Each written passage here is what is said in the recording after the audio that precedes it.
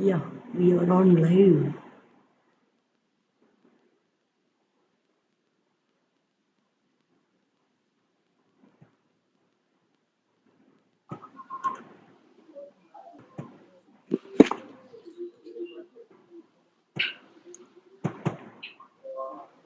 Good afternoon, all. Hello, good Good evening, evening, sir. I'm sorry. Good evening. Shall we start, sir? Hello, Yes, sir. yes, Ready? We will yes, start, sir. yes, I'm ready. Good evening, everybody. It gives me immense pleasure in extending a hearty welcome to all of you for this 219th program of our Welta Forum. Thanks for joining us, and it's immense pleasure to extend a hearty welcome to our Bodapati Chandrasekhar sir for his August presence and with presentation on Shakespeare's plays. Especially today is Theatrics Day, so that is Dramatics World Dramatics Day. So is World Theatre Day. So he has graciously consented to be here for the first session of the day. Thank you, sir, for joining us. The floor is yours, sir. Now over to you, sir. Thank you, sir. Sharan, I want someone, Karunanidhi is there. Could he record my dialogues, if possible, if anyone of you? Sir, already it's being recorded. Hello? And I have a request to the forum members. Please, any question or anything is there, kindly reserve it till the end, because while Bodapati sir is presenting, do not trouble him. This is my humble request. Thank you, everyone. Over to you. No, not Over that. to you. Saravanan, Yes. what I want if one of the members is to Sir, thank you, sir. record my voice, if possible, Yes, sir. or telephone, or their phone, if possible. Which one, sir? Just I'm going to read some dialogues, that's all. I'm not explaining anything. Okay, sir. Please, sir. Let me be a bit of an actor today.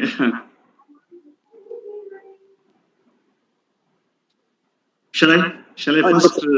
Please, sir. Go ahead, sir. Yes, sir. Thank you. I want one of you to record, any one of you, please. Sir, sorry to interrupt you. Already we are on live on YouTube. Oh, And okay, I don't know, but I want one of you to record it. Okay, if it is so, now. Sir, it is getting recorded, sir. Madam is Actually, doing it. it is being recorded also. Okay, right, ma'am.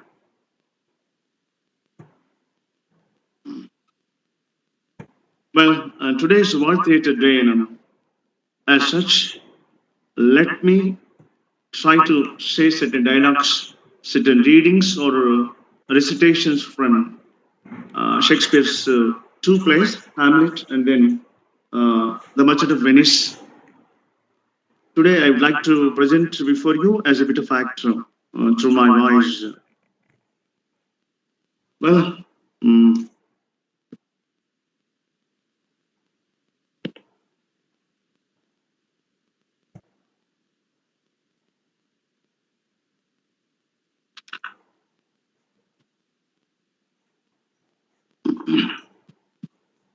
I'm getting. I would like to read certain portions which appeal to me, which would give a kind of setting of the how powerfully dialogues are. How powerfully dialogues are. Hamlet, Prince of Denmark, Act 1, Scene 1. It's a conversation between Bernardo, Francisco, and so on. Well, this conversation, I cannot say Francisco and Bernardo quite often. That would be the dialogue between them. Who is there? Nay, answer me, stand and fold yourself. Long live the king.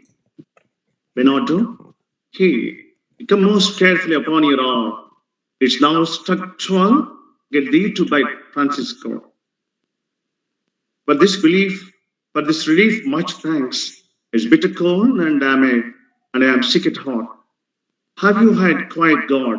Not a mouse stirring. Well, good night.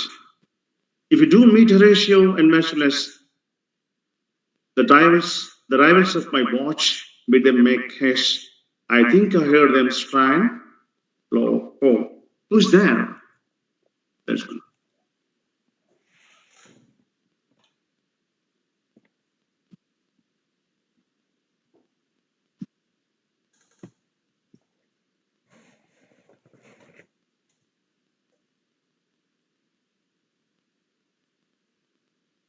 I cannot say the acts and all that. I've just gone second page Hamlet.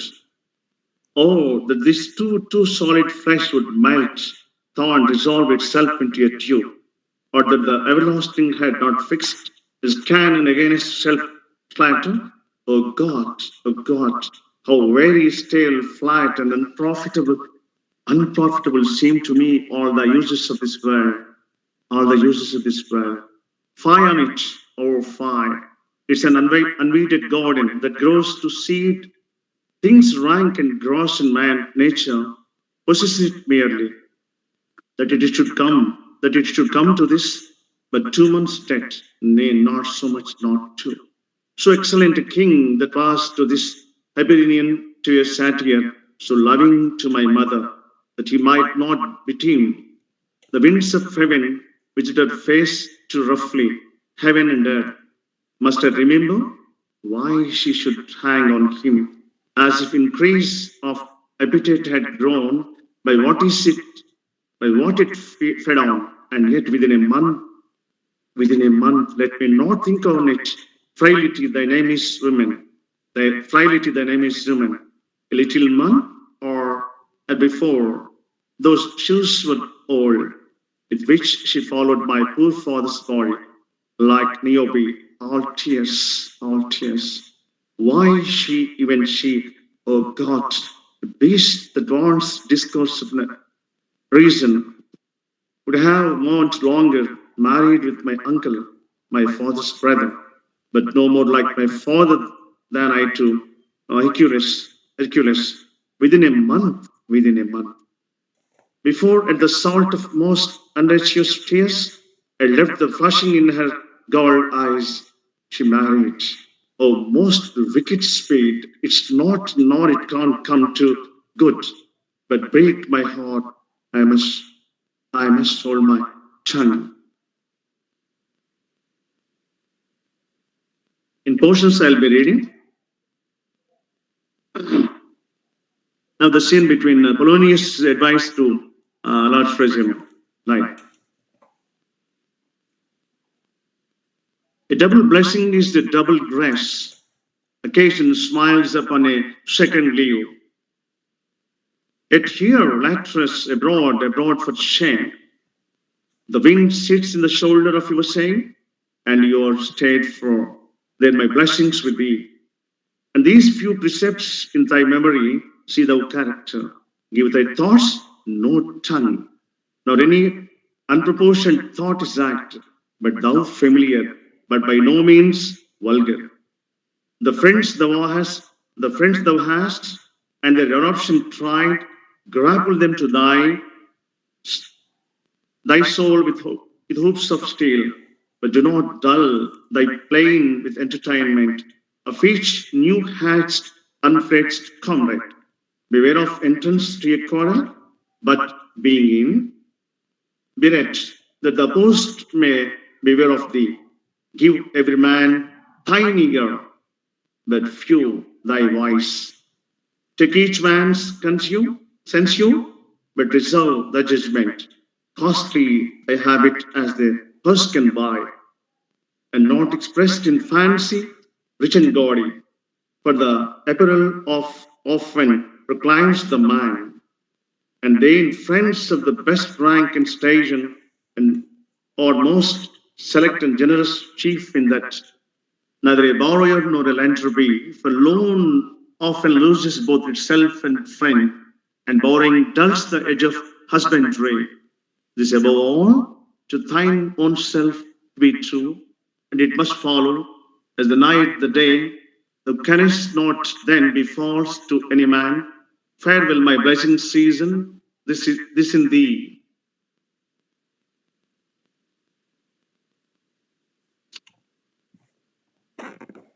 Now, another part of the platform is Hamlet following his father's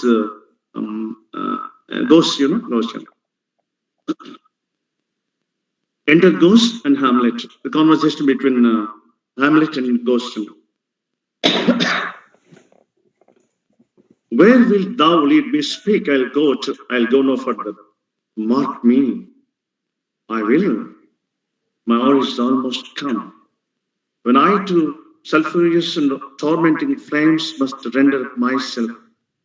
Alas, poor ghost, pity me not, but lend thy serious hearing to what I shall unfold. Speak, I'm bound to hear, Sword thou to revenge when thou shalt hear. What? I am thy father's spirit, doomed for a certain term to walk the night, and for the day confined to fast and fires, till the foul crimes done in my days of nature are burnt and purged away, and that I am forbid to tell the secrets of my prison house. I could a tale unfold whose lightest word would harrow my soul. Harrow thy soul, freeze thy young blood, make thy two eyes like stars start from their spears, thy knotted and combined locks to part, and each particular hair to stand an end, like quills upon the fretful Robentine, and this eternal blazon must not be to ears of flesh and blood. List, oh list. If thou didst ever my dear father love, O God, revenge is foul and most unnatural murder. Murder? Murder most foul, as in the best it is, but this most foul, strange and unnatural. Haste me to know it that I, with wings as swift as meditation or the thoughts of love, may sweep to my revenge. I find thee out. And duller shouldest thou be than the fat reed, the truth itself in ease and lithely wharf. Wouldst thou not stir in this now Hamlet here? It is given out that, sleeping in my orchard, a serpent strong me, so the whole year of Denmark is by a forced process of my death, rankly abused. But now, thou noble youth, the serpent that did sting thy father's life, now where's his crown?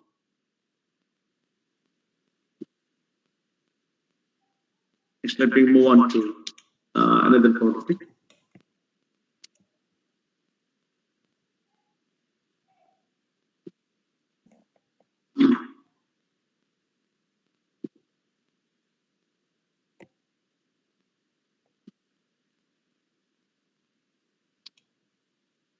The book I have had with me is in almost pages have come up and they became very loose, so I cannot mark them. Even I've tried. Now, the most famous speech of soliloquy of Hamlet. You know that, my dear friends, who must have read and taught Hamlet many a time, a soliloquy, to be or not to be. I try to render it as my imagination stretches, giving you the mood and the despair has been under it. 1 minute, let me have a glass.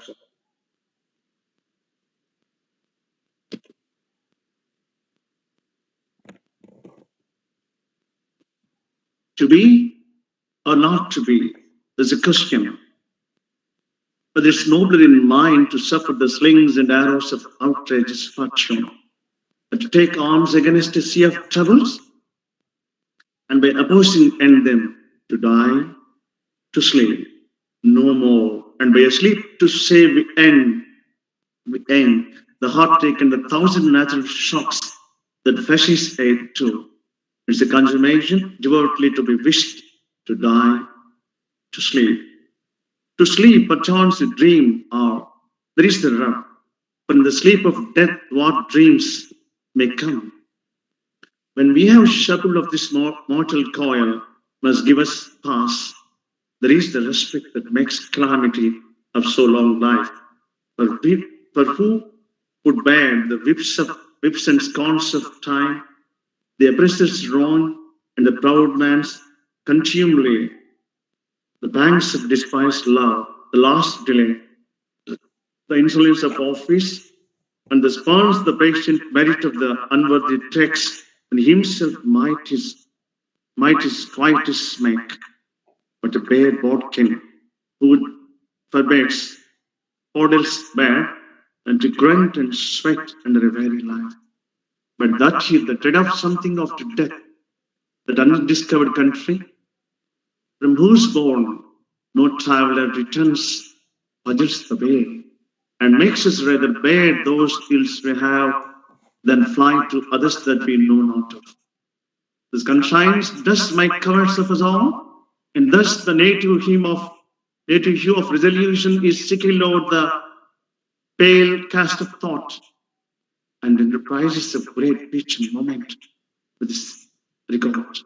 The currents turn o'er and lose the name of action, soft now, soft you now, the fair Ophelia, nymph in my horizon, and by all my sins remember.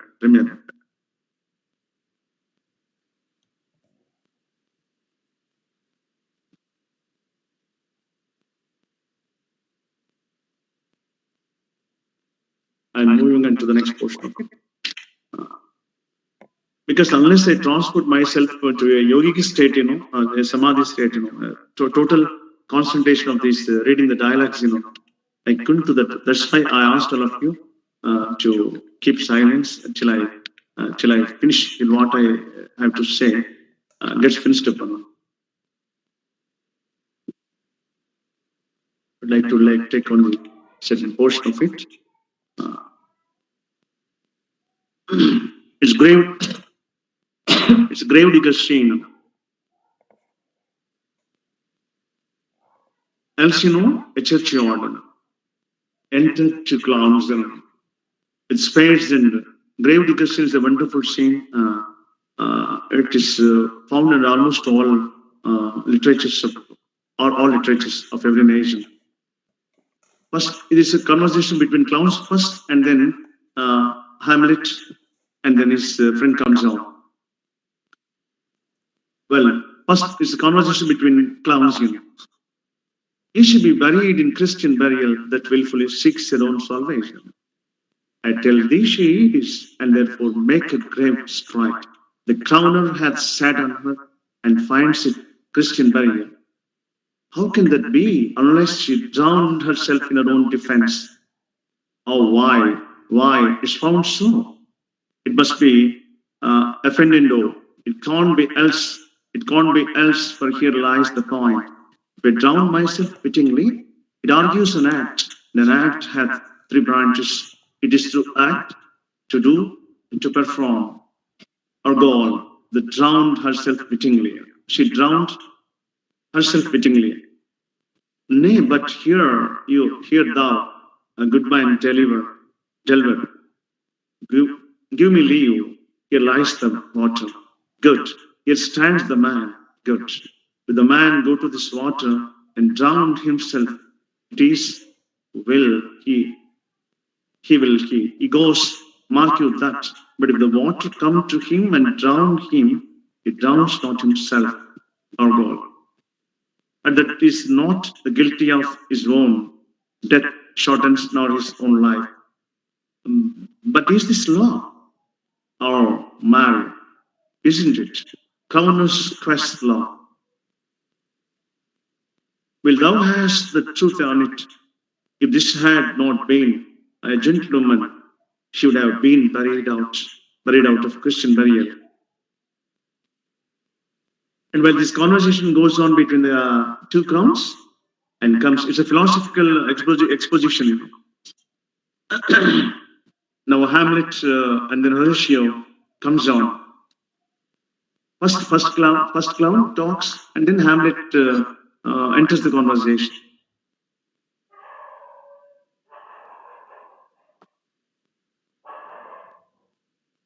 One minute.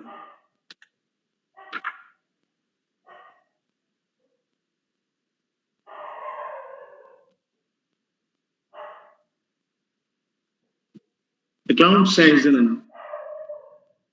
culture their brains no more about it, for your dull ass will not remain this face with beating. And when you are asked this question next, say, grave maker, The houses that he makes has till doomsday. Go, get thee to Aegon, fetch me a stoop of liquor. In you, when I, now this first clown digs and he sings in In youth when I did love, we thought it was very sweet to contract of the time for a mile up might be home. For we thought there was nothing amid. Hamlet, has this fellow no feeling of his business that he sings as grave? A grave making? Horatio says, custom hath made it in him a property of easiness. Hamlet, oh, it is even so. The hand of little employment hath the dainter sense. The first clown sings, but age with this stealing stretch hath clawed me in his clutch, and hath stripped me until into the land. And if I had never been such, throws up a skull. Hamlet says no. The skull had a tongue in it, and could sing once.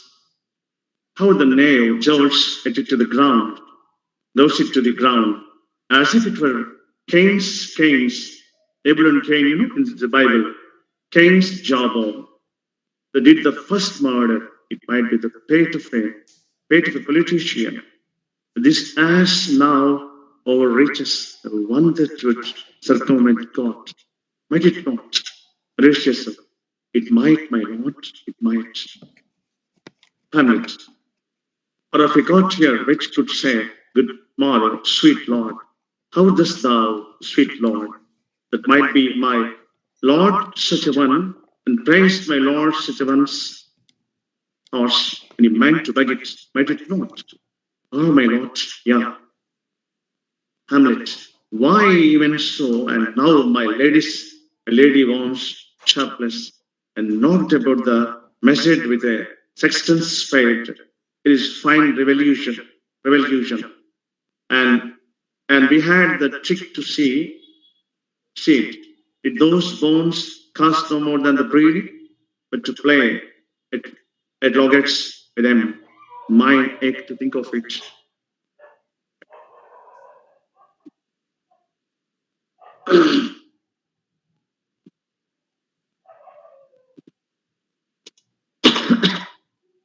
Now, looking at the another skull that is thrown up, Hamlet says that's in fact that's Hamlet's views on skull, trying to trace out whose could that it be. There is another. Why may not that be the skull of a lawyer? Where be his quiddities now, his quillets, his cases, his tenures, and his tricks. Why does he suffer this rude knave now? To knock him about the scorns with a dirty shovel, and will not tell him of his action of battery? This fellow might be, its time, a great buyer of land. This statues is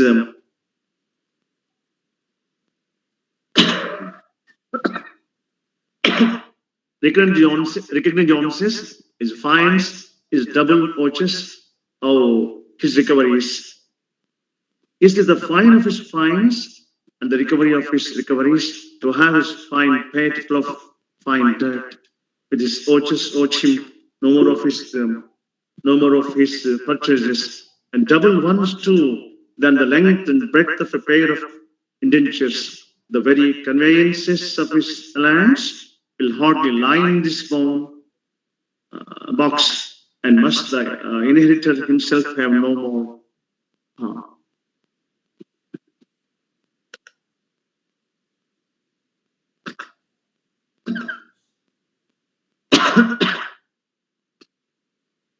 The last scene, king, queen, latres, lords, music, and attendants. It's a foil between them. And would like to read a portion of it. Now the king says,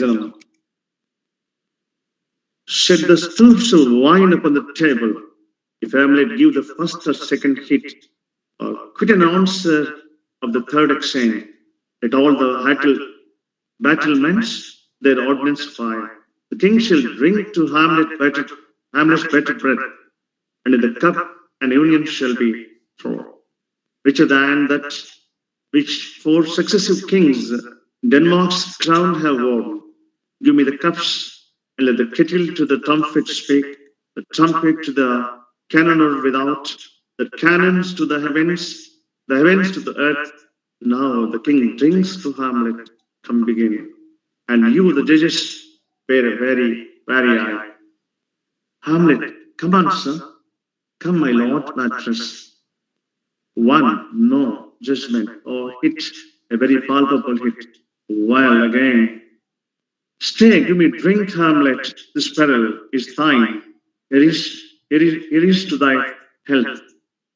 Triumph sound and cannon shot up within. Give him the cup, Hamlet. I'll play this bout fast. Sit by a while. Come, another hit. What say you? Lord Artress, a touch, I do confess. Our son shall win, king says. Queen is fat and scant of breath. Here, Hamlet, take my napkin, rub thy brows. The queen caresses to thy fortune, Hamlet. Good man. King says, get to, do not drink. Queen, I will, my lord, I pray you pardon me. Drinks. King aside. It is the poison's cup. It's too late. Hamlet, dare not drink it, man, by and by. Queen, come, let me wipe thy face. Trust my lord, I'll hit him now. King, I do not think it. Trust aside. Yes, it is almost against my conscience. Hamlet, come for this third letters you. But darling, I pray you, pass with your best violence. I'm afraid you make a wanton of me. Say you should come on. Nothing neither way. Now let us go some. Meanwhile, now about Hamlet's song.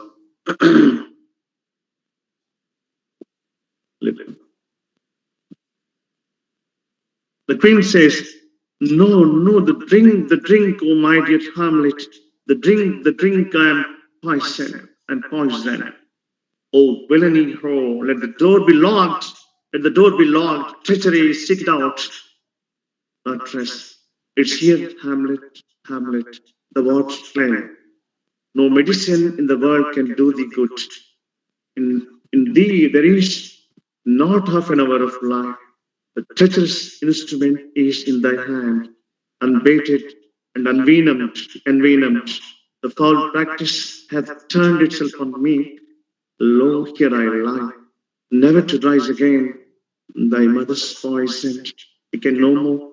The king to blame. The point and venom too. Then venom to their work. Stabs the king. Treason all, people say. Oh, and defend me, friends? I'm but hurt. Hamlet says, yet thou incestuous murderous damn Dane, drink of this potion. Is the union here? I follow my mother. The king dies. Is justly served. Is it a poison tempered? It's a poison tempered by himself. Exchange forgiveness with me, noble Hamlet. Mine and my father's death come not upon thee, and not thine on me. Dies Hamlet. Heaven make the free of it. I follow thee. I'm dead, Horatio. Wretched queen, Ariel. You that look pale and tremble at this chance, that are but muse or audiences to this act, had I but time as this fell sergeant, death is strict in his arrest, or I could tell you, but let it be, Horatio. Horatio, I am dead. thou livest, report me and my cause right to the unsatisfied.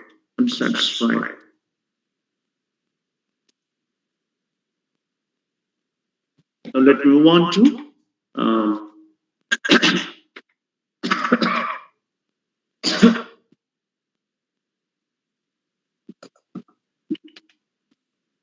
the merchant of Venice.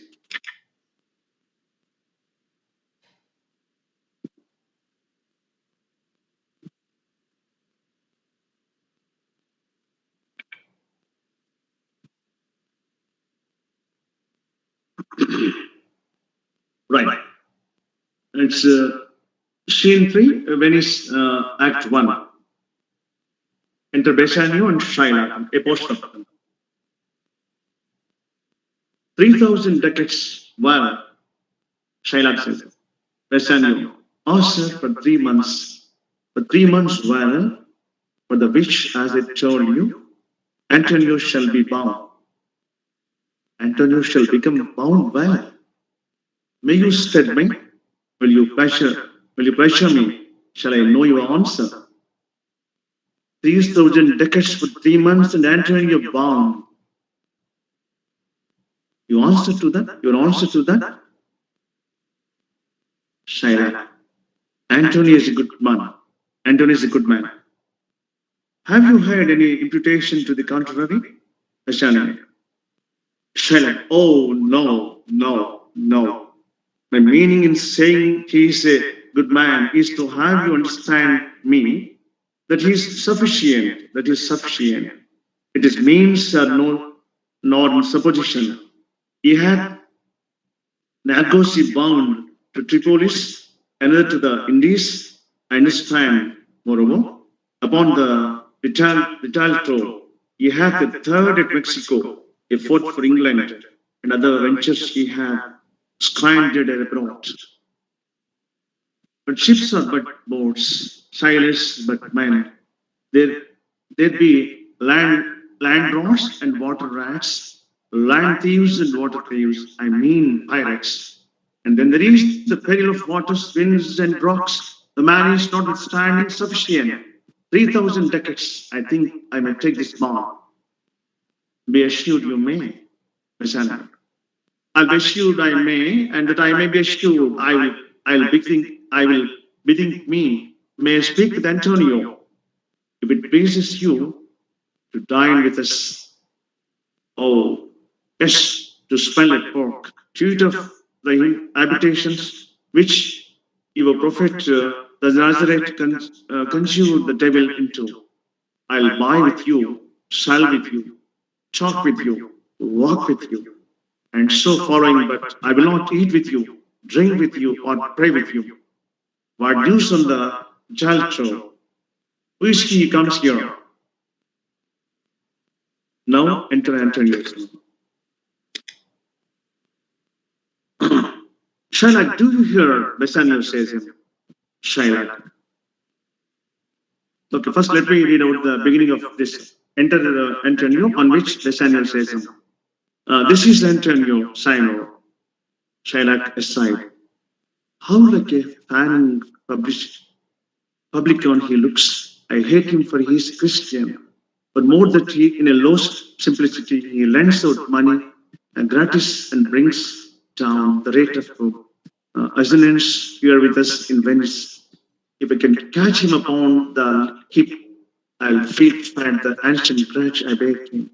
He hates our secret nation, and he rails even there where merchants most do congregate on me, my bargains and my well-worn thrift, which he calls interest. Cursed be my tribe if I forgive him.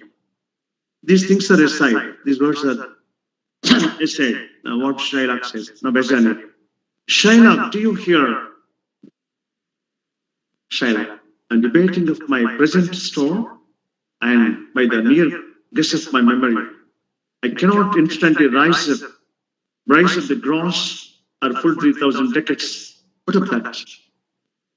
Tomorrow, a wealthy Hebrew of my tribe will furnish me with with soft, how my many months, like that it goes on. Next, the very important one, which I would like to tell you.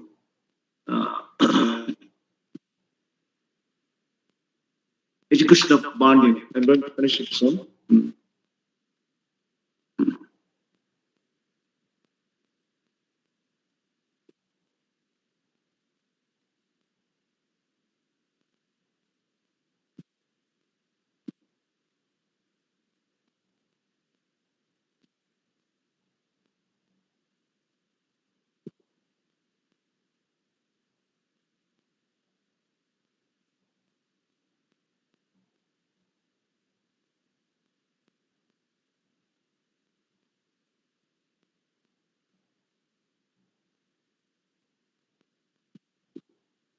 Right.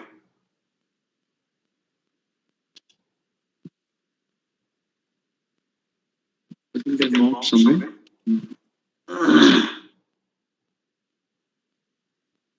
Well, Shylock says, why let you, how you strong? I would be friends with you and have your love. Forget the shames that you have stained me with. Simply. You present wants and take no, do it. Of unsands for my monies, and you will not hear me. That is kind I offer, Bassanio. This were kindness, Shylock. This kindness will I show. This kindness will I show.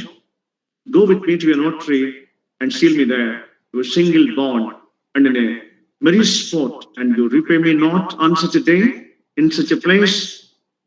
Such sum sums as are expressed in the condition that the perfect be nominated for an unequal pound of your fair flesh, to be cut off and taken in what part of your body pleaseth me. Content? Oh, I'll seal to such a bond and say there is much kindness in the geo. Bassanio, you shall not seal to such a bond for me. I'll rather dwell in my necessity and tell you, why? Fear not, man, fear not. I will not forfeit it. Within these 2 months, there is a month before the bond expires. I do expect return of price 3 times the value of this bond. Oh, Shylock, oh Father Abraham, what these Christians are, whose own hard dealings teaches them suspect the thoughts of others. Pray you, tell me this. If we should break this day, what should I gain? What should I gain? By the exaction of the forfeiture, a pound of man's flesh taken from a man is not so estimable, profitable neither, as flesh of muttons, beefs of goats. I say, to buy his favor, extend this friendship, if you will take it, so, if not, adieu. And for my love, I pray you, wrong me not. And tell you, yes, Shylock, I'll seal unto this bond. Then meet me forthwith at the notaryism. Give him direction for this merry bond, and shall go and first the ducats strides. See to my house left in the fearful god of an unthrifty knave, and presently I'll be with you, he says.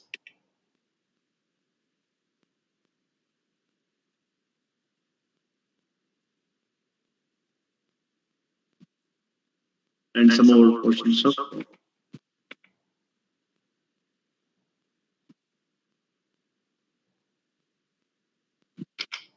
missed a wonderful portion of it somewhere, which I'm not able to find it out.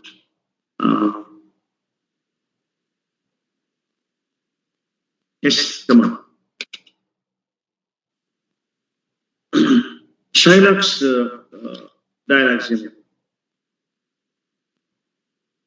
To bait fish withal, if it will feed nothing else, it will feed my revenge. He hath disgraced me and hindered me half a million, laughed at my losses, mocked at my gains, scorned my nation, thwarted my bargains, cooled my friends. He did mine enemies. And what's his reason? I'm a Jew. I'm a Jew. Hath not a Jew eyes?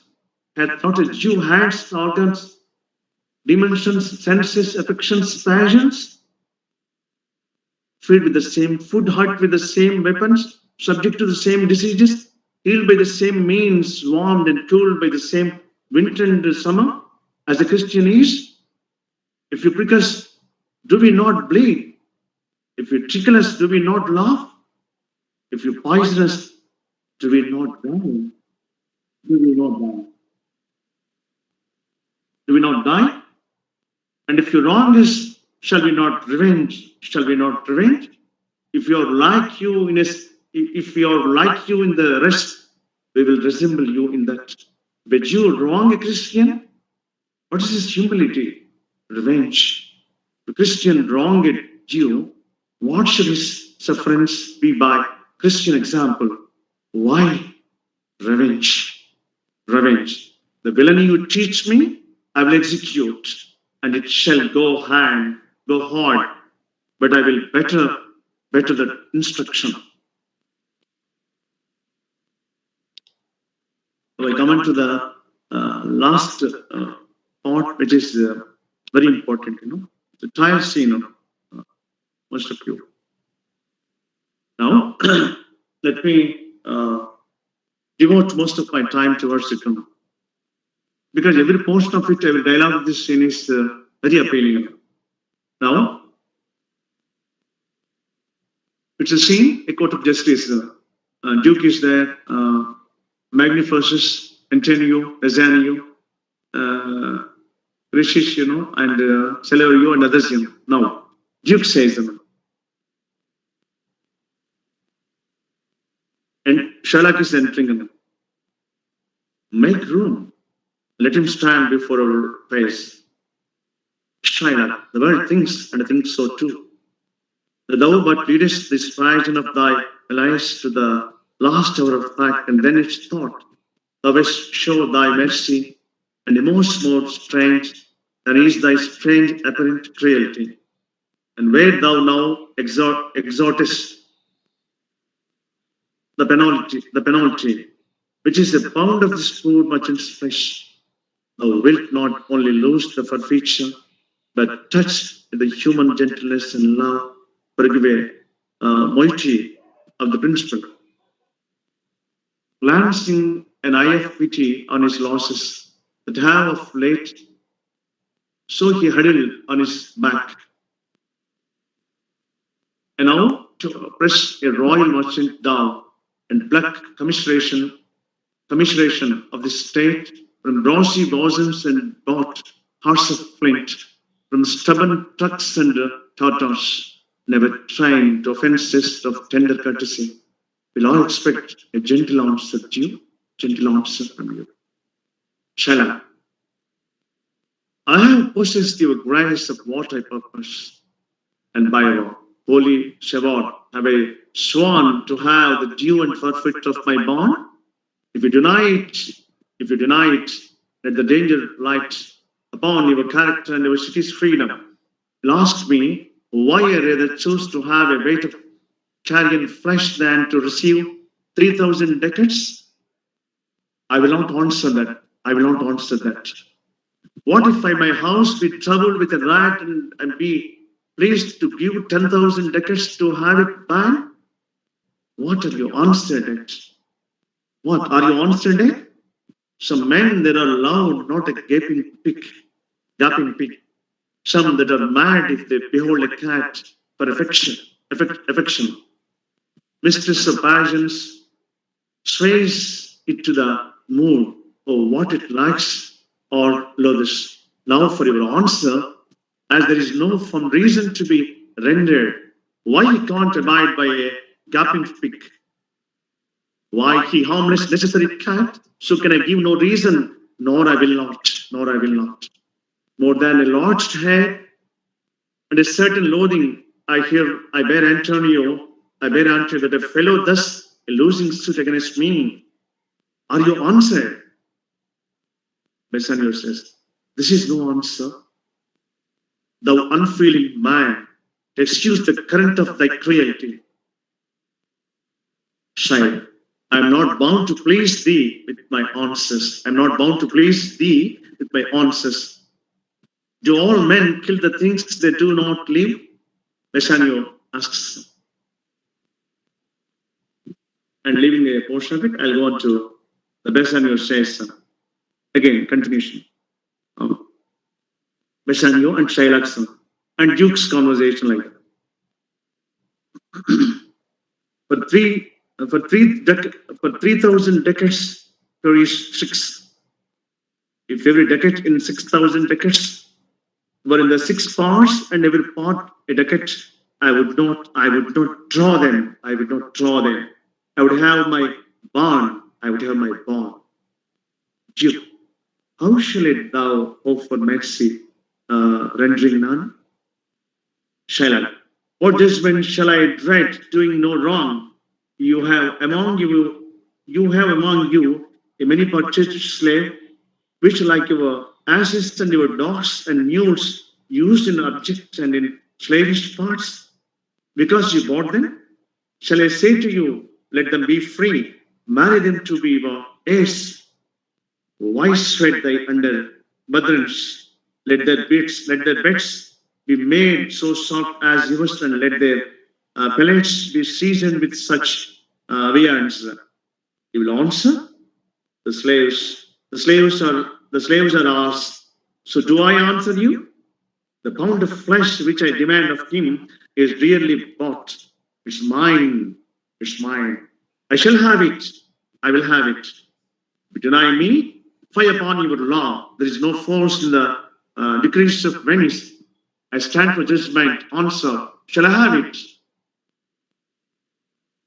Duke, upon my power, I may dismiss the court, unless Bellario, a learned doctor, whom I have sent for to determine this, come here today. Come here today. And after that, the doctor comes and everything. After that, now, coming on to the Portia's arrival to the court. Enter Portia. This is the heart of this play, most of you know well. And many of us like and love to teach and teach it as our imagination stretches. Enter Portia, dressed like a doctor of laws. 1 minute.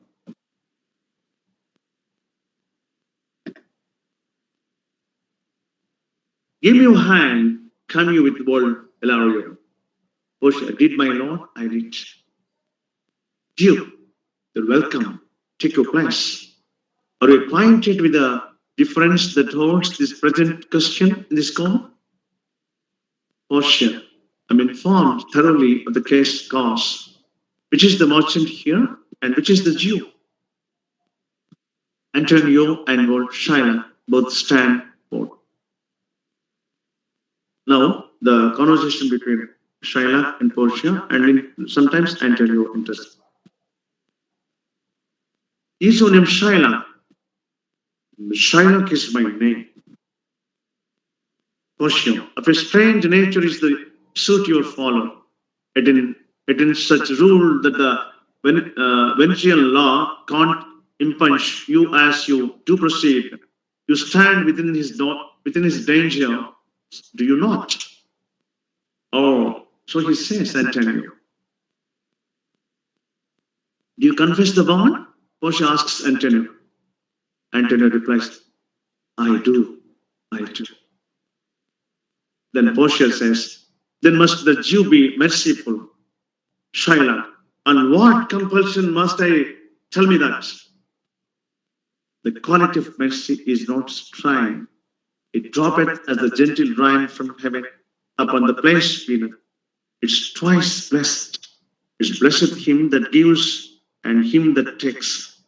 It's the mightiest in the mightiest. It becomes the throned monarch better than his crown. His scepter shows the force of temporal power, the attribute to awe and majesty, wherein doth sit the dread and fear of kings.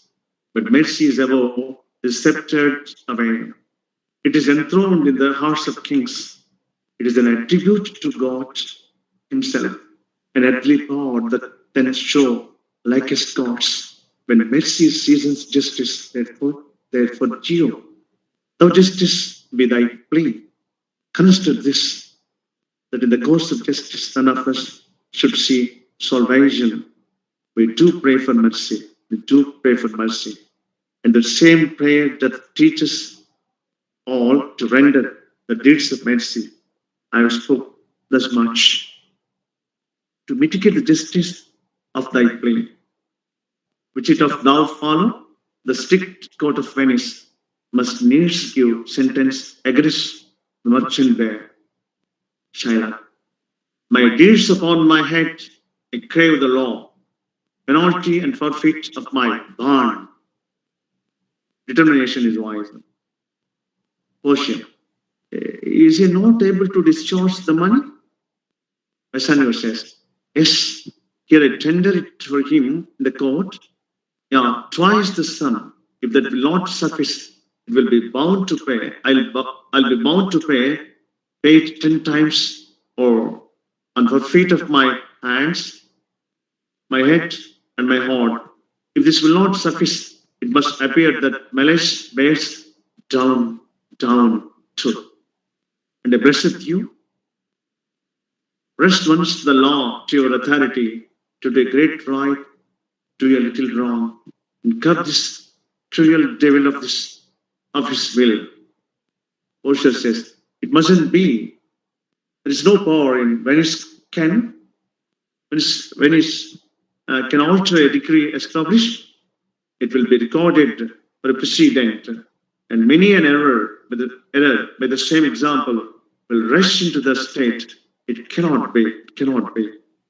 Now Shylock being elated, a Daniel come to judgment. Yeah, a Daniel, O wise young judge, how I do honor thee. Portia says, I pray you let me look upon the bond. Here it is, most reverend doctor, here it is. Shylock, there is thrice thy money offered thee. An oath. I have an oath in the heaven. Shall I lay perjury upon my soul? No, not for Venice. Portia, why this bond is forfeit? And lawfully by this Jew may claim a pound of flesh to be him cut off nearest the merchant's heart. Be merciful, take thrice thy money, bid me trade the bond. Shylock, when it is paid according to the tenor, it doth appear you are a worthy judge. You know the law, your exposition hath been most sound. I charge you by the law, whereof you are a well-deserving pillar. Proceed to judgment. By my soul, I swear there is no power in the tongue of man to alter me. I stay here in my bond, on my bond. Most heartily I do beseech the court. Most heartily I do beseech the court to give the judgment. Antonio says, Portia, why then this case? You must prepare your bosom for his knife. Shylock, O noble judge, O excellent young man. Portia, for the intent and purpose of the law hath full relation to the penalty, which here appeareth due upon the bond. Shylock, oh, it's very true, wise and upright judge. How much more elder art thou than thy looks? Therefore, lay bare your bosom, Portia says. Shylock, oh, his breast. So says the bond, that it not, noble judge, nearest his heart. Those are the very verse. Portia, it is so.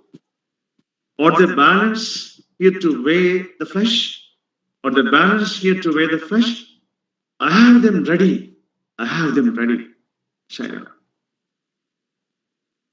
Have by some surgeon Shylock on your chart to stop his wounds, lest he be lest he do bleed to death. Shylock, is it so nominated in the bond? It's not so expressed. But what of that? It were good to do so much for charity. Shylock, I cannot find it. It's not in the bond. You merchant, have you anything to say? Antonio, but little. And he says, Antonio, his words, Now let me move on to that. Portion is very important. A pound of that same merchant's flesh is thine, the court awards it, and the law doth give it. Shylock, most frightful judge, and you must cut this flesh from his flesh. The law allows it, and the court awards it. Most learned judge, a sentence, come prepared. Tarry a little. There is something else. This bond that give thee yet no jot of blood. The words expressly are a pound of flesh. Take then thy bond, take thou thy pound of flesh, but in the cutting of it, if thou dost shed one drop of Christian blood, thy lands and goods are by the laws of Venice confiscate unto the state of Venice. Now, another one, a upright judge marks you, O learned judge. Shylock, is that law? Is that the law? Thyself shall see that. For as thou art justice, be assured, thou shalt have justice more than thou desirest. O learned judge, mark you, a learned judge. Shylock, I take this offer, then pay the bond thrice and let the Christian go. There is the money. Portia, soft. The Jew shall have it all justice, soft, no haste. He shall have nothing but the penalty. Well, with this I would like to stop. Thank you very much for bearing me, I suppose. Thank you very much. Or to Saravanan and all. I'm tired a bit. Great, sir. And it's really awesome. And listening to Shakespeare's words is amazing. And that too through your voice, very mellifluous. And you took us to this UG and PG days. Thanks for that, sir. Good evening, Bodhakati, sir. Yes, ma'am. Over to you, ma'am. Yeah, Yes, ma'am. I'm exhausted. I can't say, even though I got to play, go on. Yes. Because my heart has become very heavy. Because I've been Shylock now, I've been a Portia, and I've been Hamlet, and many. Yes, sir.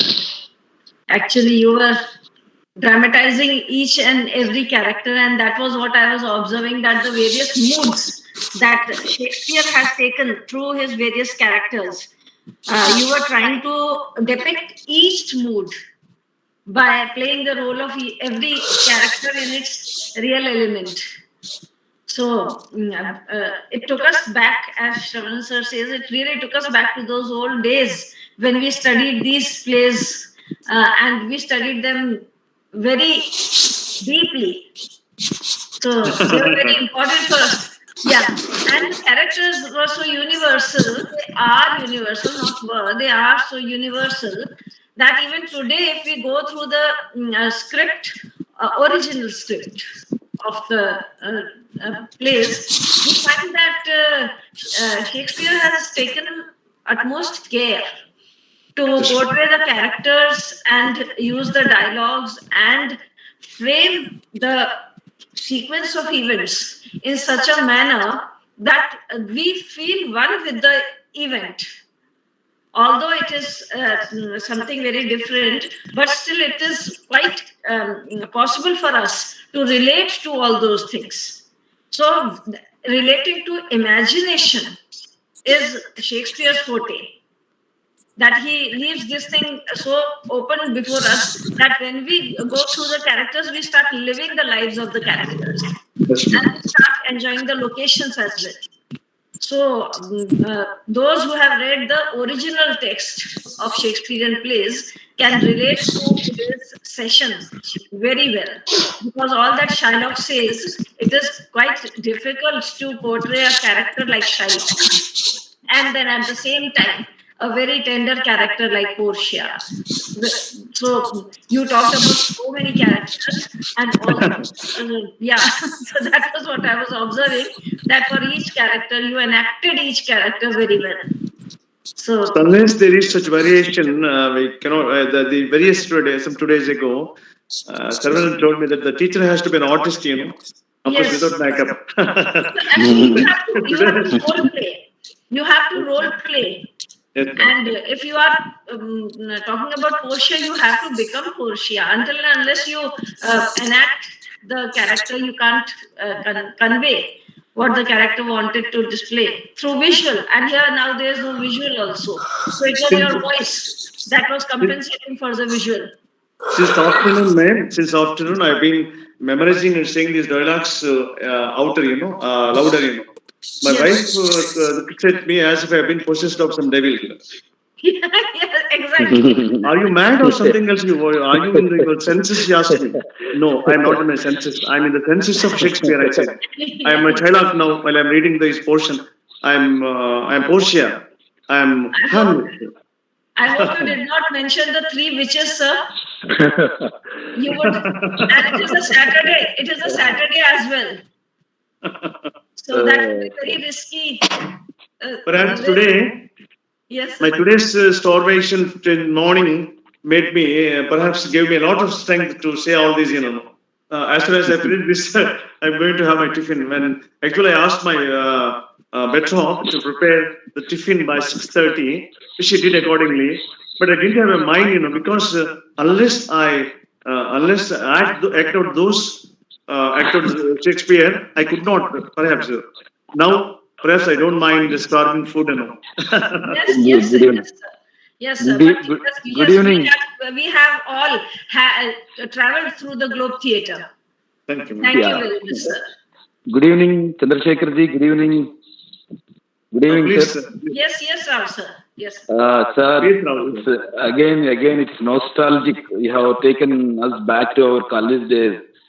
And really, through your voice, it's more enchanting. You have tried your best to dramatize all the characters, and you have just lived the characters through your voice.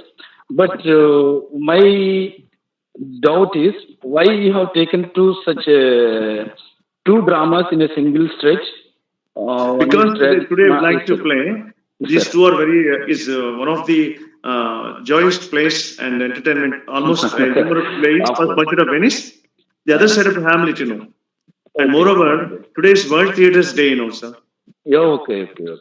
My question is, sir, my query is, why even for a month long, if you discuss these dramas in separate, they won't be suffice actually. Such a melodramatic elements are there in those 2 dramas. And Hamlet and Merchant of Venice, both of them, most enchanting characters are there.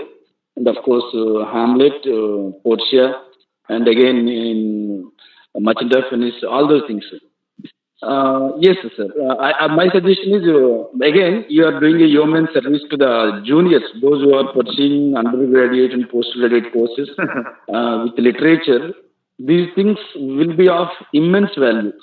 They will have a vivid picture, as Maltinam was referring to a short while ago.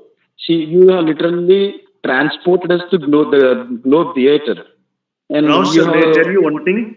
Since morning, I know that perhaps most of you know very well that Laurence Olivier is famous for enacting Shakespeare drama. Okay. Richard Burton, next one. Yes. Today, from the morning, since morning, I have seen them. I've seen the dialogues, Unless I possess it's not flattery. You have such a bass voice that we can hardly escape your voice. You demand attention. Whenever the voice of you makes us that you should pay attention and listen to you. carefully. You have such a beautiful voice, actually. It's a God gift.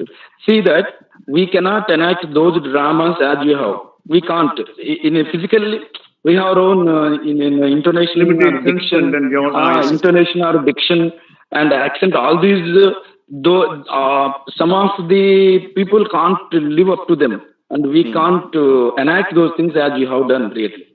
But my suggestion, you please carry on this job for a long time. So you keep on discussing each drama, not to get them in tandem.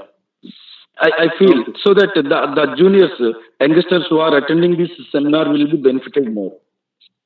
Thank you, sir. Thank you. What do you say, sir?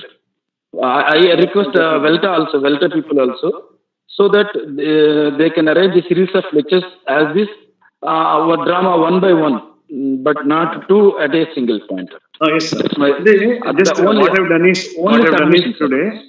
To render is dialogues that's all. No explanation all the time. Okay. Yes, of course. Okay, thank That's you. what I have got it. Right, sir. Right. Thank you so much. Thank you, sir.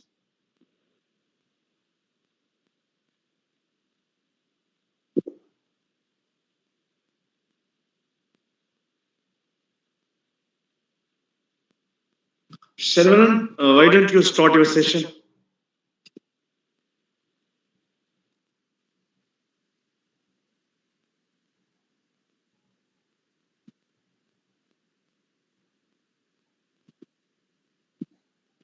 Shalvanan, are you there?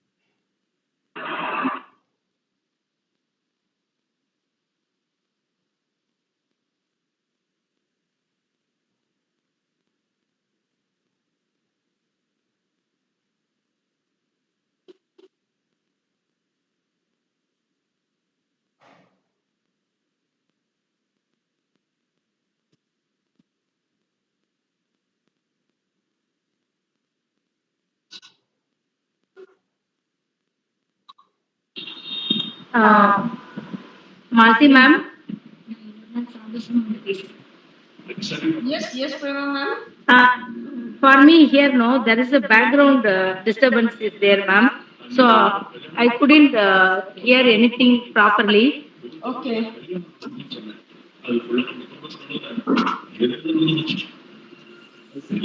Good evening, all. Good evening, sir. Good evening, sir. We will go ahead with. Good evening, sir. Good evening, sir. Good evening, sir. Hearty welcome, sir. To that is good evening, everybody. It gives me immense pleasure in welcoming you all again for this session on Shakespeare. Especially, when we want to eat the sugarcane, we don't ask for any charges. The same way, no, it is to speak about Shakespeare. It is something like eating jaggery. Otherwise, the best sweet on this planet Earth. That's what I would say. And I'm going to speak from a different perspective on Shakespeare. Let's say, for example, first to begin with, how Shakespeare emerged as a writer. That we will think first. Then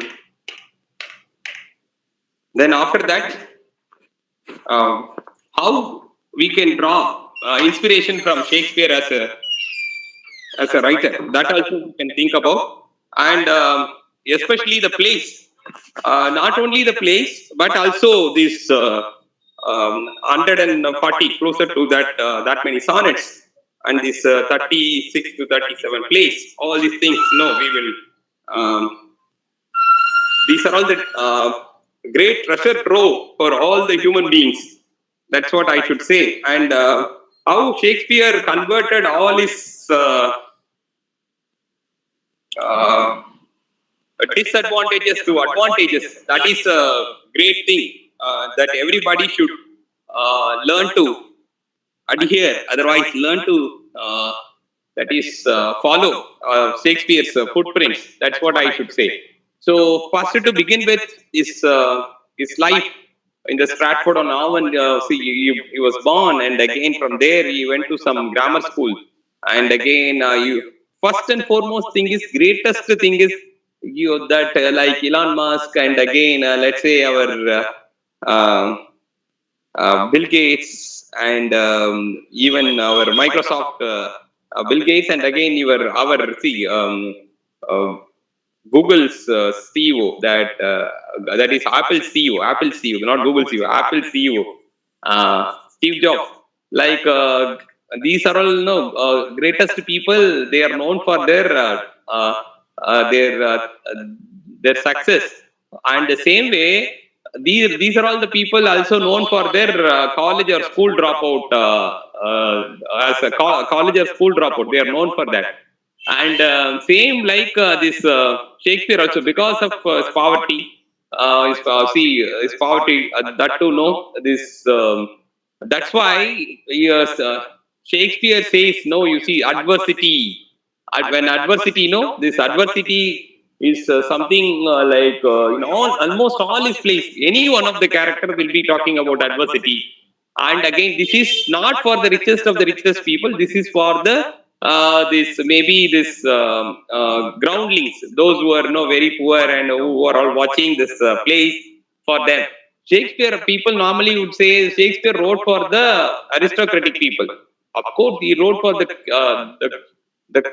kings and queens, but whereas no, he did not neglect these ordinary people. That also we have to remember. And how see how a stable keeper like Shakespeare could emerge as the greatest of the writers, greatest of the greatest writers of this world, that too greatest of the greatest dramatists of this world. That is something like worth remembering and worth learning.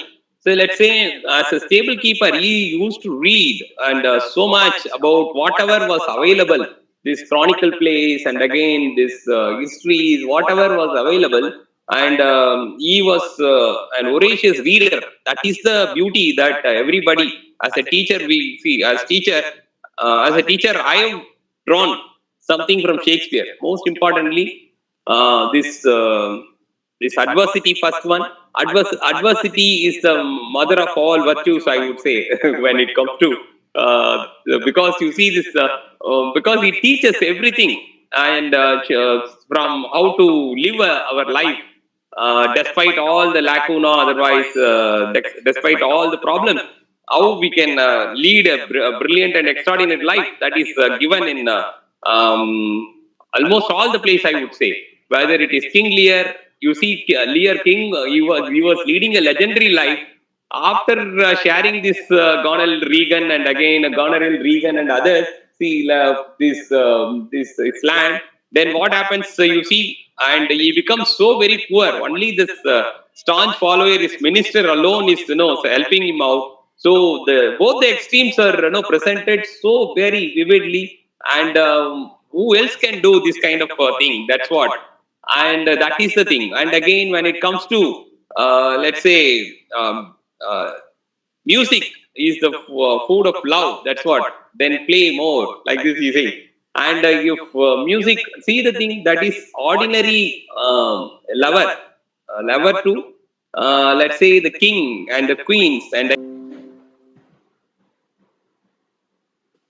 heat of the sun, or the furious winter rages. You see the thing, fear no more, fear no more. Same kind of thing is there in Bharatiyar. அச்சமில்லை அச்சமில்லை அச்சம் என்பதில்லை உச்சி மீது வானிலிருந்து வீடுகின்ற போதிலும். Bharatiyar is the poet of this independence time. Let's say India's independence time. Let's say Tagore's contemporary. You see the thing, how he has drawn this thing, and again this kind of let's say how Bharadiyar has, Bharadiyar was influenced by Shakespeare. That's what I would say. So Shakespeare's writing, no, not only confines with us, let's say this 13th, 14th, or 15th centuries. You see the thing, or 16th century, let's say up to the Middle Age. But even today, it is relevant. And again, you see this the beauty of, let's say, his writings. So much is relevant even today. Our Bodapati sir recited some of the very important plays, the line from the plays. It's really amazing. That's what I should say. Let us go to this fear no more. You see the thing. Uh, Fear not slander. Slander is somebody. Now we are damn afraid of what speaking English nowadays. People are. Why? People are reluctant to speak. Even in Velta forum, somebody is asked to speak. People keep mum. You see, otherwise, no sir. Next week, sir. 1 week, sir. 1 month, sir. Like this. Whereas you see the thing, Shakespeare's words. You see, fear not slander. Censure. See the thing. People will definitely censure you. Everybody knows it. Criticize. That's what Elon Musk says. You have to be ready to accept this criticism, because from every nook and corner of this world, the more you accept the criticism, that is a way to grow rich, otherwise grow exponentially in life. That is what the beautiful statement given by Elon Musk recently. That is yesterday night I watched this small video clipping. So this is something like, you see the thing, fear not slander, censure rash. See the thing, the beautiful words and all this, especially the poems, especially the sonnets. Shakespeare himself, is something a miracle, I would say. But you see the thing, he left a legacy by writing his own sonnets in his own way. It is not the sonnets of, let's say, sonnets. Later, no, Milton copied, otherwise Milton followed Shakespeare in sonnet. And again, Milton, in fact, no, Milton wrote a sonnet on Shakespeare. And the Pope, and see again, other Pope and other people also, Alexander Pope and others started writing. So he was a great source of inspiration, not only for his age, but also for all the ages that followed and the ages to come also, I would say. So such an inspiring, legendary writer, and especially when it comes to dramatics, he enlivened each and every character. It is not just simply the characters, but it is we can see from ordinary Itago to, let's say, extraordinary, let's say, this our Macbeth. See, Macbeth character is something like, that too most extraordinary character in this Shakespeare and among the Shakespearean plays is quite riveting character is Lady Macbeth. Nobody can forget Lady Macbeth, I would say. The same way, no ladies, otherwise nobody can forget this Goneril, Regan and Cordelia. I see the name Cordelia. You know that Cordelia is something hot, sweetheart. That is King Lear, no, he loved, that is the youngest one, like anything. But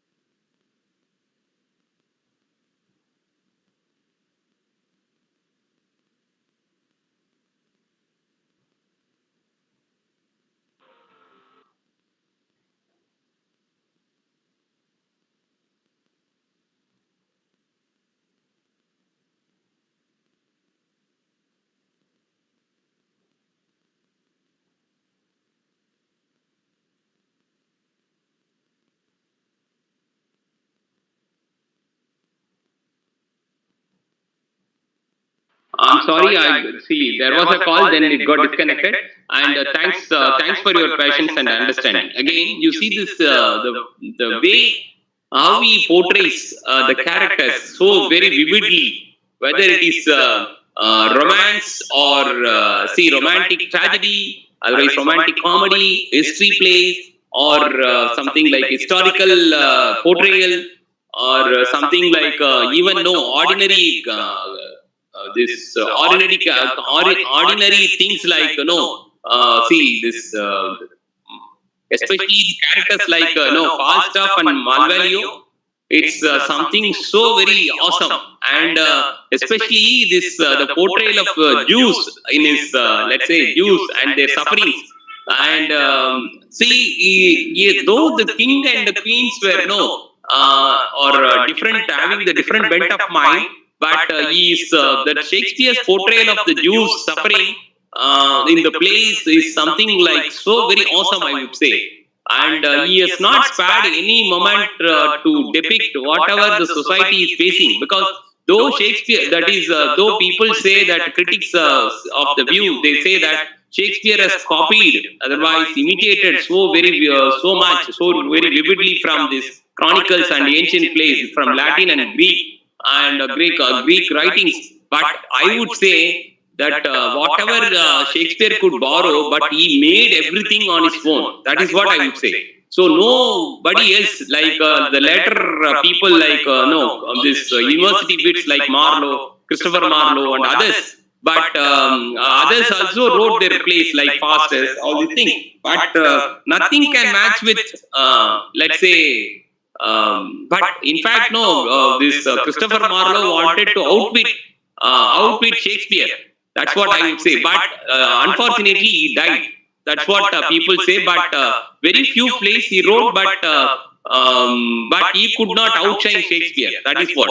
Same goes with Bernard Shaw. He is yet another favorite writer of mine, and again this dramatist of mine. And again, Bernard Shaw won this Nobel Prize and such things. But you see, Shaw always he retained this Irish traits and Irish nature. Ireland, he's from Ireland, so you know that this Irish that pure Irish brand he retained till the last breath. He was let's say whereas Shakespeare was not like that. You could write let's say flawlessly, and again you could hop to be a Roman. You could opt to be a Jew. You could opt to be, let's say, ordinary layman. Then you could you could draw so very well about.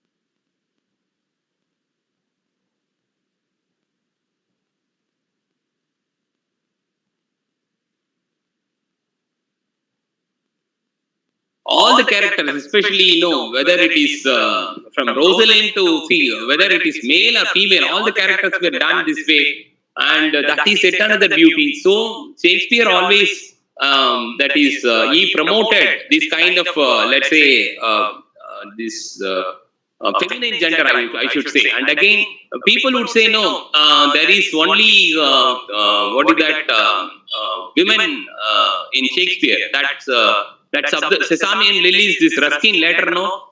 Shakespeare has only heroines, no heroes like that. But all the heroines were awesome, wonderful, and let's say fabulous, unbelievable. That kind of depiction, especially when it comes to characterization.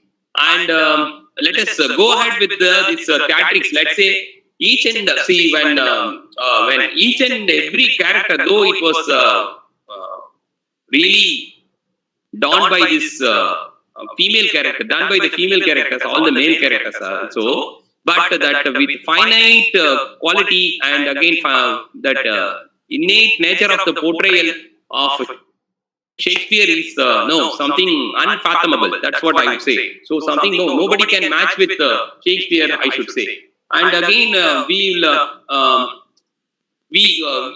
go further into this. Let's say the historical plays.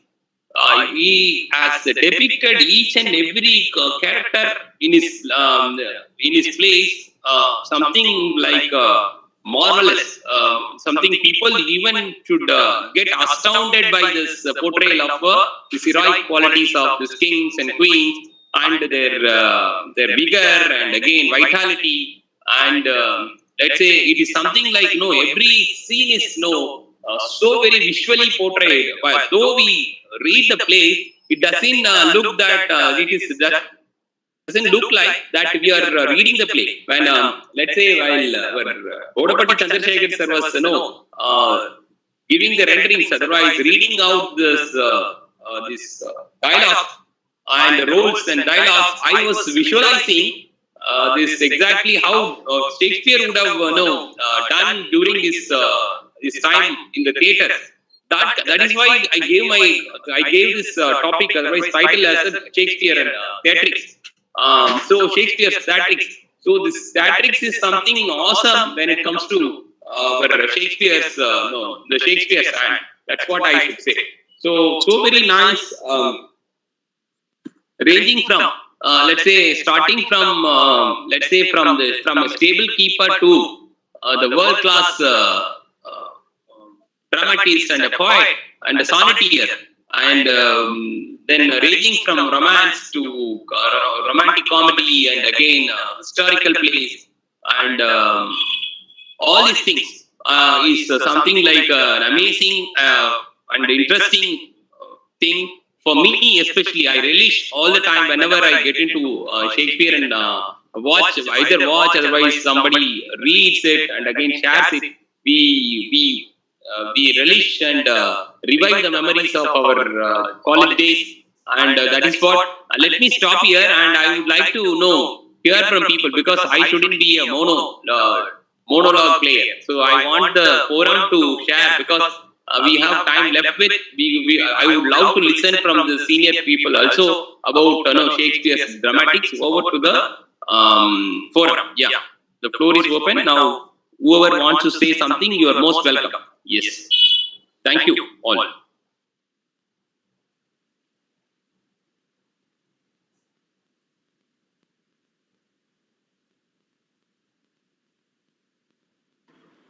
Good evening, Sherman sir. Good evening, ma'am. Good evening, ma'am. Go on, ma'am. By the time some other speaker gets ready. Speaker means some respondent gets ready. Let me share some information that those who are beginning with Shakespeare, or those who have not gone into detail with Shakespeare, they should compartmentalize his plays in romantic comedies and tragedies. That will be easy for them. Those who are beginning anew now should put the tragedies in one separate section and the romantic comedies in the other section. So that will make it easy for them to understand the temperament of Shakespeare, how well he can handle a comic situation, and especially a domesticated romantic comedy in which the family unity is shown, and then the tragedies in which there is ambition, there is horror, terror, all these things, all forms of evil, superstition, supernatural creations like the witches, all these things are there. So for the new learners, it is very important to know that the variety is great. So they can actually put it in this manner, that in one go, they go through only one variety and then study the tragedies. After that, they can do the romantic comedies or vice versa. So this was a suggestion I wanted to give to the new learners about Shakespeare. Because once they will think that Shakespeare is what we heard from Bodapatti sir, then they will think about this, and then they will go through the books and know, because Shakespeare has written so much and there is so much of variety that we can have many sections when we read Shakespeare. So this was a suggestion. Thank you, sir.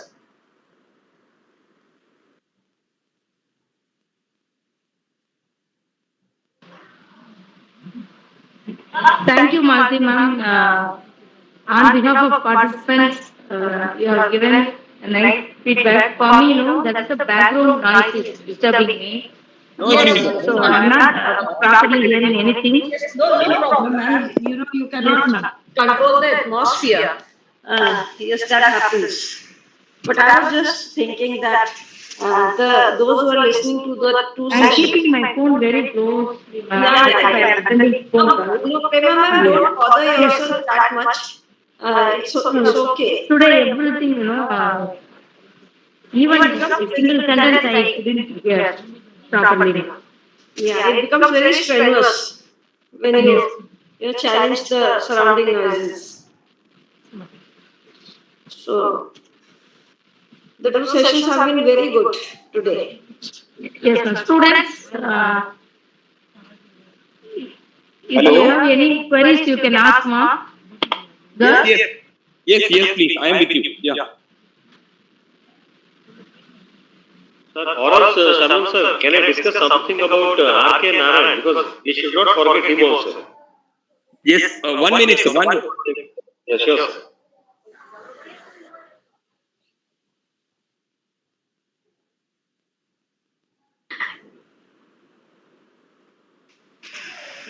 Yes, sir. Actually, we can even say no. This there is a greater influence on all the writers till date. I would say, including our latest people like no our let's say even Chetan Bhagat. Otherwise, even the directors and every director of Telugu movie, Tamil movie, you name it, even now any movies for that matter, all the directors. The recently released 3 hours or something movie, it has already taken up 300 crores in one single day. And so much Collection. let's say the influence is there. Even no even this even today this tactics is no ruling the roads in England, not only in England, across the globe, because the effective influence Shakespeare had those time as well as even today, I should say. And if anybody who's enacting Shakespeare and drama again means, even though when in my university days we had we had chosen some small roles and we elected, and the University of Madras is known for this let's say Professor Rajani, who's this theatrics professor, and he used to conduct this especially this dramatic.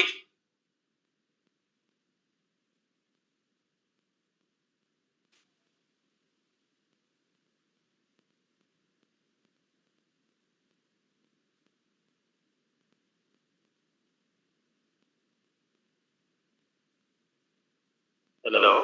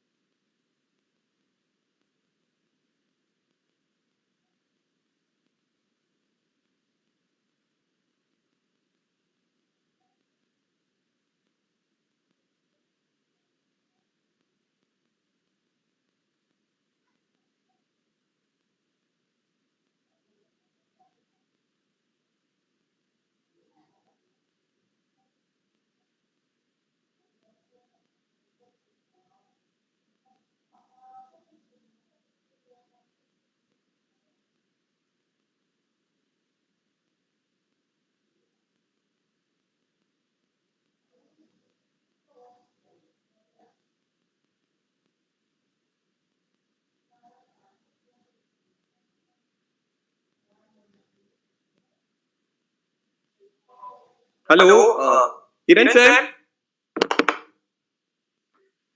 Kiran sir. Yes, sir. Yes, sir.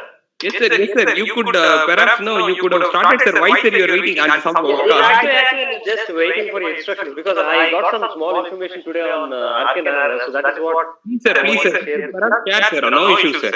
And today is the Theatrics Day. That is the reason. No, we started on Shakespeare's. I know, I understand, sir. But we should not forget our Indian authors also.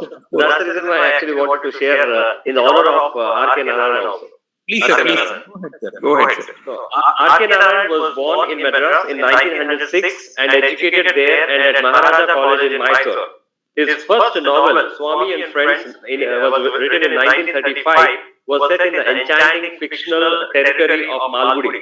Narayan's other novels are The Bachelor of Arts, 1937, The Dark Room, 1938, The English Teacher, 1945, Mr. Sampath, 1949, The Financial Expert, 1952, Waiting for the Mahatma, 1955, the Sahitya Academy Award-winning The Guide, 1958, The Man-Eater of Malgudi, 1962, The Vendor of Sweets, 1967, The Painter of Science, 1976, A Tiger for Malgudi, 1983, Talkative Man, 1986, and The World of Nagaraj, 1990. Besides the 6 collections of short stories, A Horse and Two Goats, An Astrologer's Day, and other stories, Lawley wrote Malgudi Days, Grandmother's Tale, and Under the Banyan Tree. Narayan published 2 travel books, My Dateless Diary and The Emerald Route, 5 collections of essays, Next Sunday, Reluctant Guru, A Writer's Nightmare, A Short Stories, A Storyteller's World, and Salt and Sawdust. Translations of Indian epics and myths, the Ramayana, the Mahabharata, and the gods, demons, and others, published together as the Indian epics retold. And a memoir, My Days, a town called Malgudi, the world of Malgudi, the magic of Malgudi, and the memories of Malgudi, collections of Narayan's fiction and Malgudi landscape. A selection of his best writings are available in many of the books. Malgudi School Days, a volume of Narayan's children's writing, is available in different books, while the writer's life, a volume of his selected non-fiction, is available in Viking.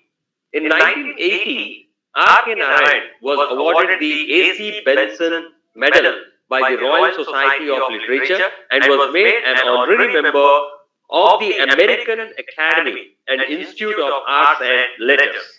In 1989, he was made a member of the Rajya Sabha.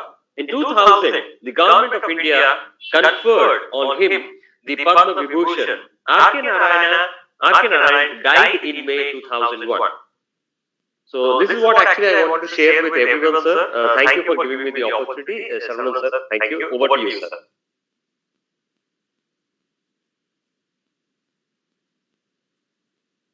Hello, Saravanan sir. Hello. Thank you, Ravi, Kiran sir. Thank you, madam.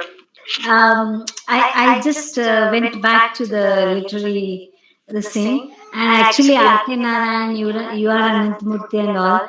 Like I being a Mysorean, they were going for a morning walk. There is a place called we say in Kannada Kuknalli Kere. Means it is. I think that's in Mysore. Yeah, that is in Mysore. And now that Kukrali Kere, what we say, means it's like a small water, this thing. So that, they would go for a walk and sit there and they would discuss and write. We have some pictures. We were very, very young, means still, like, and his last days were spent in Mysore, though he was born in Chennai. Madras, yeah. At that time, Madras, yes. Yes. And he's got a lot of rejuvenation of this old, his family associated, and his grandmother who was teaching him all the, she had taught him even arithmetic and mythology, Sanskrit, and all those. So that is how we can find in his works all those connected with that, with the simplest language and with that Indianized language. That is where Absolutely, madam. that is where he Yes. becomes famous. Yeah. Yes, And of course, absolutely. yeah, of course, like Shakespeare is a different. I mean, it's no comparison No because comparison. But yeah, Arkansas is an Indian, yeah, and yeah. we are trying to convert everything into digital humanities nowadays. Actually, there is another person, Krishnamachar, I think.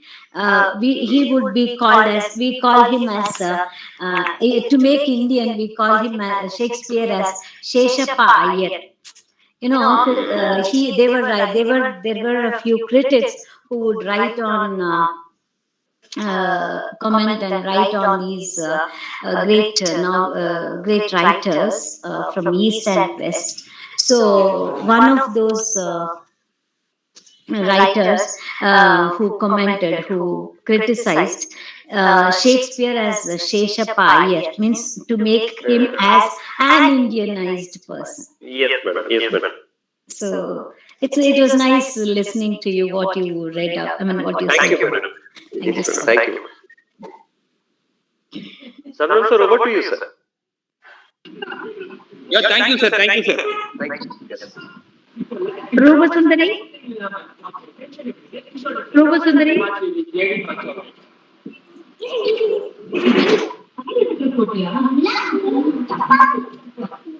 Rupa Sundari?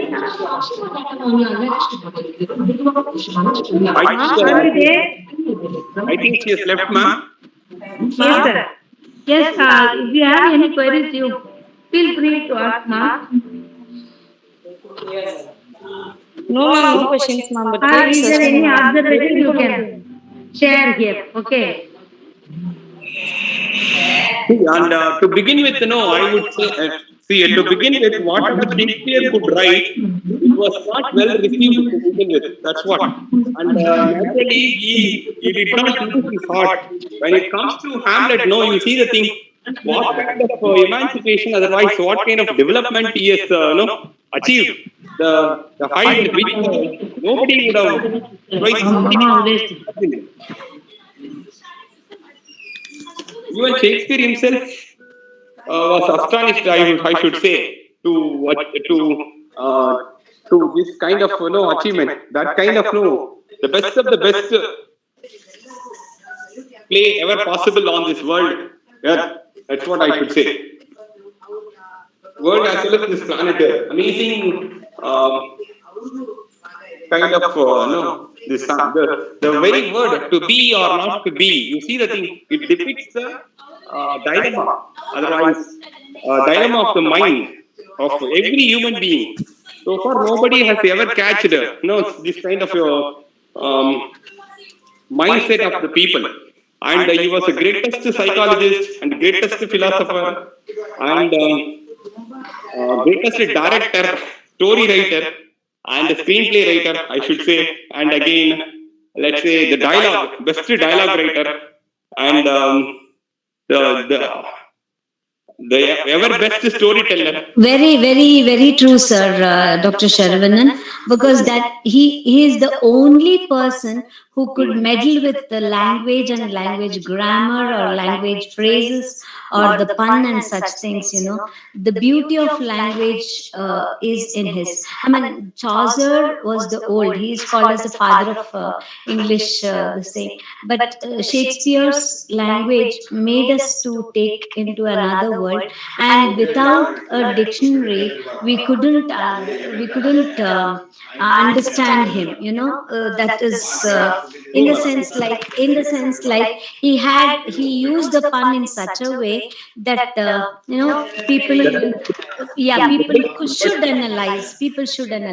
Otherwise, even after 5-6 centuries, we are remembering him and we are studying him is something great. And as Dr. Kiran said, we have a lot of our Indian writers too who have to be remembered, but each one have their own identity. It's not like a comparison. It's not like, like from here and there and like that. But each one is what do you call, a historical figure. Yeah, historical figure and a unique person, which with their own talent, with they have come to the light in this world, and that is till today we are remembering each one of them. And especially this characters, let's say, some of the characters know. Yes. Yes. Characters like Malwali. And even to this day, in this nearby in your like in your environment, you will find such characters. You can find Hamlet, you can find Desdemona, you can find Othello. Everybody like that. Portia, Othello. Yeah. Whenever I see the kerchief, and this is something like see how this he really he has woven things in such a way that nothing can spare. That is not even our single word can be that is spared. That's all. He captured everything, ma'am. Whether from the layman, the aristocratic people, even the kings, and not only the kings and queens, even the soldiers, and again the comedians, let's say the villains, and let's say even the ministers and lovers, and especially the women, especially the even you can remember the Betrick in that what is that play? I forgot. All's well. All is well, yes, ma'am. That Midsummer's Night Dream. Midsummer Night Dream. Yeah, that is like though it is a part of it, you can see the everyday what is happening today. And sometimes I'll be telling my mom, if Shakespeare had seen you, he would have written about you also. That kind of greatest observer on this planet Earth, ma'am. That's what I should say. And that is, and he is nowhere left out from by the critics. They say that he is not the one who wrote. Yeah. So, that is so that kind of criticism also he has been fallen into. I would rather say no, that the more people criticize him, and so many critics wrote about Shakespeare, his characters were not originally borrowed grossly from various sources, from, let's say, this chronicle plays, and again all the other ancient plays from. That's what he borrowed so very vividly from this old chronicles and historical plays and all. But despite this borrowings, you see, ma'am, he made everything on his own. That is the beauty that we have to admire. That is what is the greatest theatric skill, I should say. And that is why he is living even to this day. I said, even to this day, till this date. Yeah. Secondary depiction of this awesome characters. And again, when it comes to even ordinary laymen to extraordinary people. And the moment I think of anybody's gullibility, immediately what comes to my mind is always King Lear. And especially when people are getting cheated by their, let's say, their own daughters, and then daughters and why not daughters, sons also, that gullibility is one thing, something like, no, because everybody, that's what, from the cradle to the grave, how we depicted the characters. Let's say how the sweetness. That's what I should say. The sweetness in portraying this from baby level to that's how this he attains, a human being attains that age. And again, when that is one side, other side, he beautifully depicts how one peg leads to the one round of liquor gives the kind of, and the second round what happens, third round what happens, and everything. No other writer has ever depicted otherwise vividly portrayed this kind of thing. such a kind of marvelous experience we have when it comes to this Henry the Eighth, Henry the Seventh, and you see the thing, and again this especially Hamlet, that is icing on the cake. That's what I should say. That kind of people, even let us to this 21st century critics also, they revisit this Hamlet, and again they come up with a new kind of perception from this play. So such a kind of every time we read, that is the beauty or the greatness of any greatest literature, I should say. When somebody reads, they get that is somebody reads that particular literature today, they get a kind of understanding. Tomorrow the same thing gives them same different level of meaning. Then again after 2 years, 3 years, 5 years, 10 years down the line, now if we visit again, then we get a different shade and layer of meaning and level of understanding is something really, really amazing. That is nonetheless that who else can do? That's what I should say. Who else, if not Shakespeare, who else could do this kind of amazing work on this planet Earth? And especially this every day when I bog down with work, these lines will go. Fear no more, fear no more. And again, you see this rhymes, and that is even knows this rhymes and ups and fall, intonation and tonality, tenor, and whatnot. We can teach, let's say, vocabulary, pronunciation, grammar, and again spelling. Of course, spelling is slightly different. We can't teach this with Shakespeare in English, but 80 to 90%, okay, fine. Well, spelling and listening, speaking, reading, writing, and whatnot, everything could be covered by using a small, let's say, one scene from Shakespeare. And that is the probably not even one scene. With one line, you can stretch so much to teach, and 1 hour lecture you can give probably like that. Easily finish it up. That's what. That even 1 hour would not be sufficient if the people are so very, interactive. If there is an interaction, it would stretch on and stretch on like that. Yeah. Amazing. Well said, ma'am. So that is what, we would go back to those days where we would be like students and listening to our lecturers and teachers. It would really become like as if we are in a different world. That way of giving us knowledge. There was everything there.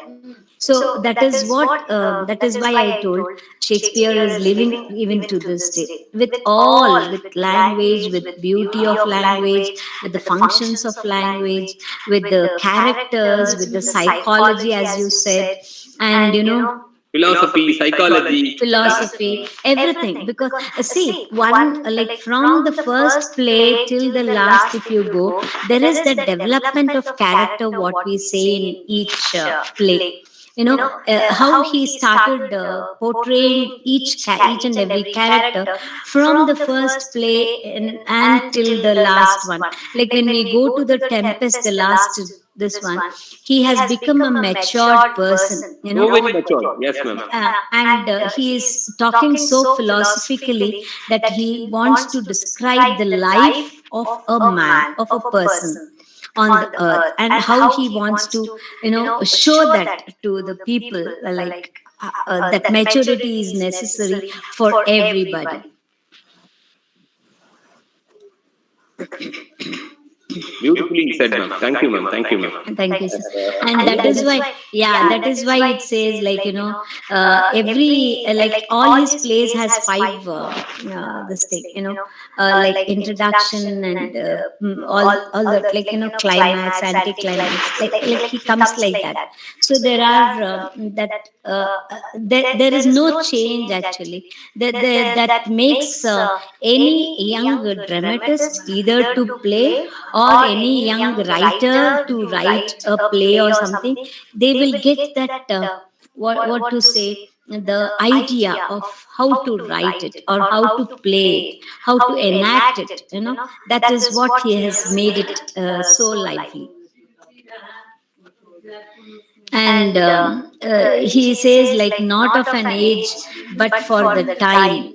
And in one, like, we can remember his sonnet. He says like that, until the, Lady, yeah, on the Black Lady, whatever he has written. that is also, yes. And he says, as an introspection, he says, my works are alive until the men have their ears and eyes to see, and I mean, in the to read, like that. I mean, I'm not giving you the exact lines, but I'm just giving you the gist. So that confidence he had in that in those days itself. Thank you, sir. Thank you so much. You enlightened us. Really. You really heightened the rejoice of this Shakespearean play, reading Shakespearean play, really. Let me check for this feedback link, ma'am. Give me 2-3 minutes. In the meantime, the floor is open. Anybody want to say anything, add on, and really anything you want to comment or add on to anything? You see whatever we have discussed, please. You are most welcome. Let me check the feedback link.